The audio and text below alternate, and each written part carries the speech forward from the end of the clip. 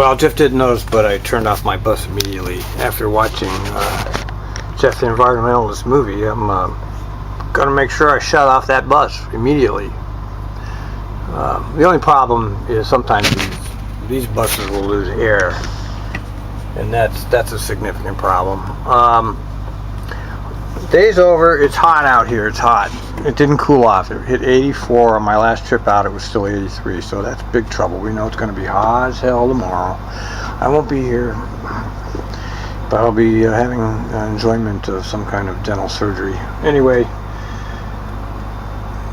somebody I know well had their bus, which was a 4900, in a crash apparently, and so she had to come to the garage and get another bus. Well, they gave her a 1700.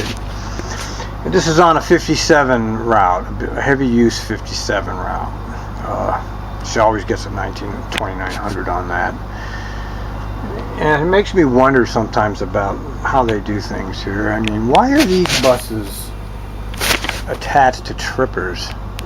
You know, I don't get that. They put out the air-conditioned low floors on trippers before they hand them over to a full-time who has to do a 10 or 11-hour run, or even a mini run that's out here for 6 hours. They'll save that bus for a tripper that just does one trip out, always in Portland, of course. Portland. You know, it's another example of the lousy way they do things here. And those buses should not be on trippers. Not for one trip. Not when you have people out here all night or for 6 hours. A 2-hour run, a 3-hour run does not warrant that bus, because then it comes back here and now it's not in service anymore. It's bad thinking, bad policy. Anyway. Alright, that's it. Nothing else to report. Interesting day. Lots of different stuff happened. I got most of it on video. What I could. I can no longer use I used to have a camera mounted up here on a mount, and I could tape people's conversations, and they'd be sitting in the co-pilot seat. And I always meet the most interesting people here, but I can't do that anymore, and so I'm missing a lot of great stuff. It's too bad. It's too bad, because, you know, they use the rule that you can't use video audio when you're driving. Well, if it's on and I'm not using it, what's the big... I never did understand the big deal, but it's neither here nor there, because I'm not going to go back on that, I know. But it's too bad. I'm missing a lot of good stuff. I'm trying to paraphrase it, but I can't remember. Anyway, maybe I'll be here Monday, and maybe I won't. You know, if I'm not up for it, I'm not coming in here, man. I'm going to have all this dental surgery stuff here. And I try to do it on the weekend so I could come to work, but I'm going to be in recovery. And I'm not going to face a 1700 bus in 104-degree heat after I've had surgery. It's just not going to happen. For a person in that bus who always gets low for it, she didn't get it. She's almost dead now. So, congratulations, TRIMET, for screwing over one of your best employees, not even making the effort. But you know, we were just talking, and we want to know why the extra board is not held to time points. Okay, this is a serious problem in this company, that the extra board can do whatever they want, and it creates havoc for the rest of the bus drivers and for the passengers, because they are not held to time points. These people run 5, 6, 7 minutes hot, and they're not, and it's okay. And what kind of company would allow themselves to have a whole segment of their drivers be able to behave any way they want, as long as they show up? What kind of company is this anyway? You have these rogue drivers here who can just run on their own schedules, and they don't get these stupid ass reports that we get. You know, these threatening reports that we get. They don't have to do that. They're exempt. And so they screw us, and they screw the passengers, and this company don't give a flying fuck.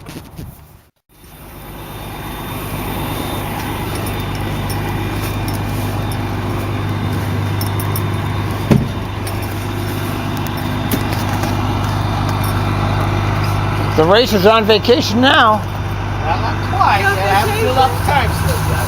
He's got a time slip. Well, on vacation, good for you. Yep, he's going to miss the heat wave. Yeah, that's good.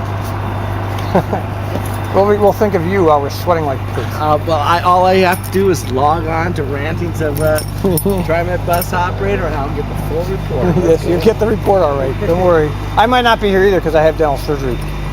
So if it's like painful, which could be, yeah, you still dealing with that crap? Yeah. I mean, if it were a regular day, it'd be one thing. But if I'm gonna have to come out here and suffer, That's right. You might as well use the sick day. I'm gonna have to, man. I might have to take. And what excuse are you gonna have to not come into work when it's hot?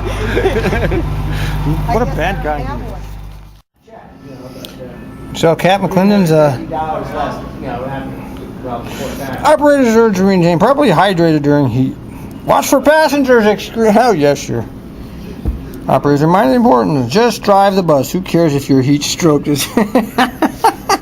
It's only fair to look at these are the comments here. Okay, what to do with heat-related incident? What to do? Call dispatch at once. Notify while waiting for help to arrive. Leave some clothes on, please. Move the employee. Make sure you wear clean underwear. Fan and mist the person with water. With what? With what? Our water, and then mist them with what?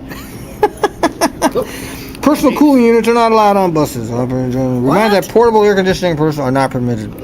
The Transit Change Review Committee must approve all equipment. And this is why we need good health benefits. You're damn right it is. So when are they talking about personal cooling units? Can you not like have a battery operated fan or something like Chris that? Parker has a swamp cooler mounted in his somehow. But he's been doing it for years. I mean, Chris Parker's like been here 30 years. I'm sure maybe I know who he is. Yeah, but. if you saw him, a little guy, but he's been here many years. Very well. Apparently, a swamp cooler. Please read. Yeah, well, a lot of us are probably not going to be here for this treat of life here. You know what I was saying earlier? That it's disgraceful that this organization has so many non-air conditioned buses. Wait a minute. Jeff, I was doing some research today on the Stanley Hotel in Estes Park, Colorado, which was built by the guy who invented the Stanley steamer automobile, okay? Well, he had tuberculosis. His doctor recommended that he go to Colorado where it's nice and healthy for him, and he did get quite healthy. So he says, this is such a wonderful place. I'm going to build this hotel, okay? And so that's the story of the hotel. Well, apparently it is haunted. And Stephen King spent a night there, and that is what inspired him to write The Shining. The movie itself was not filmed there or anything like that. Apparently there was some kind of a mini-series prior to the theatrical movie that they apparently did do some filming there, and there apparently have been other movies that have been filmed there. Kubrick didn't shoot any But none of the the Kubrick movie was shot at that particular location. That's a surprise to me. Well, that's according to Wikipedia. So and that's not always right. Right. Yeah. That is not.